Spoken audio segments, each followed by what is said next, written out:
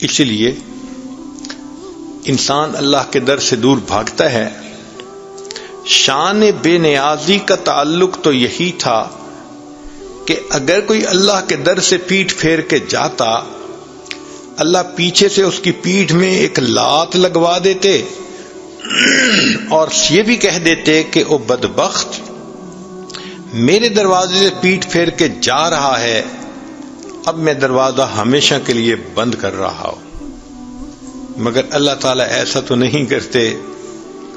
جو پیٹھ پھیر کے جاتا ہے اللہ اس کو بلاتے ہیں، یا ایھا الانسان ما غرک بربک الکریم، اے انسان تجھے تیرے کریم پروردگار سے کس چیز نے دھوکے میں ڈال دیا۔ جیسے چھوٹا بچہ ماں سے روٹھ جاتا ہے تو ماں سمجھاتی ہے، بیٹا ماما سے نہیں روٹھا کرتے۔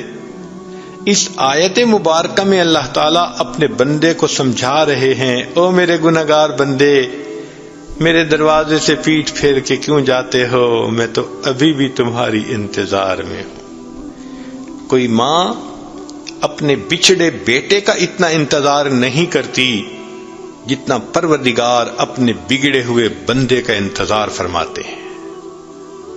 اور جب وہ بندہ کبھی اللہ کے در کی طرف متوجہ ہو جائے، اللہ تعالیٰ اس بندے سے اس کو تانا نہیں دیتے کہ اب بڑھاپے میں تجھے میرا گھر یاد آیا، تیری جوانی کہاں گئی، تیرا حسن و جمال کہاں گیا، تیرا مال و منال کہاں گیا۔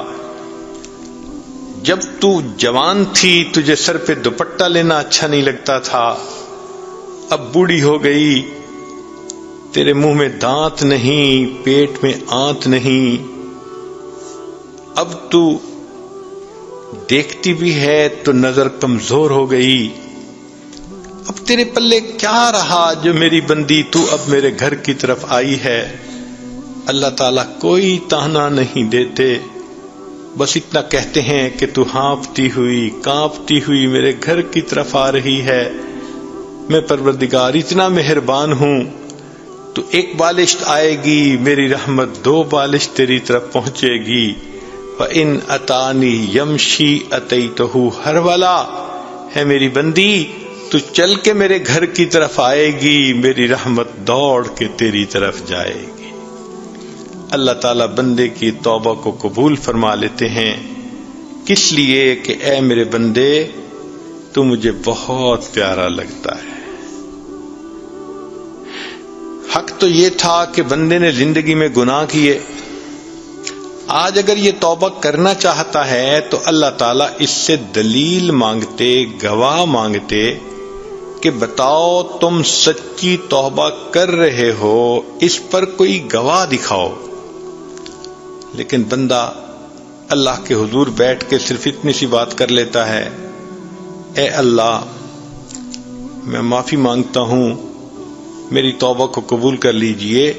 اللہ تعالیٰ بغیر کسی دلیل کے صرف زبانی کلام پر یقین کرتے ہوئے اس بندے کی توبہ کو قبول فرما لیتے ہیں۔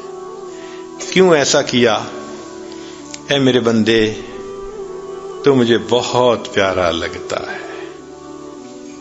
پھر انسان نے گناہ کیے، اگر اللہ تعالیٰ چاہتے تو بندے کی رسوائی ہو جاتی۔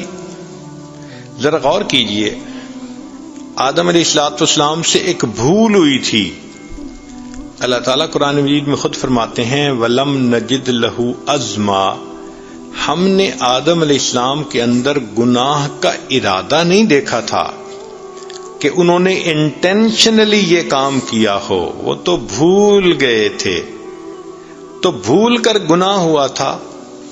اللہ نے ان کے جسم سے جنت کی پوشاک اتروا لی تھی۔ حدیث پاک میں ہے کہ اما حوا اور آدم علیہ السلام درختوں کے بڑے بڑے پتوں سے اپنے سطر کو چھپا رہے تھے، پھر اللہ تعالیٰ نے ان کو جنت سے دنیا میں بھیج دیا، یعنی گھر سے بھی نکال دیا، اور جب دنیا میں آئے تو اللہ نے قرآن مجید میں اس واقعے کا تذکرہ کر کے ان کو سارے انسانوں کو سامنے کو ان کے اس معاملے سے اطلاع بھی عطا فرما دی۔ اللہ اکبر! اگر اللہ تعالی چاہتے میری بندی تو نے فلاں کرتوت کیا، میں تیری اولاد کو اطلاع دے دیتا ہوں، میں تیرے خاوند کو اطلاع دے دیتا ہوں، میں تیرے باپ کو اطلاع دے دیتا ہوں، ہمارا کیا بنتا؟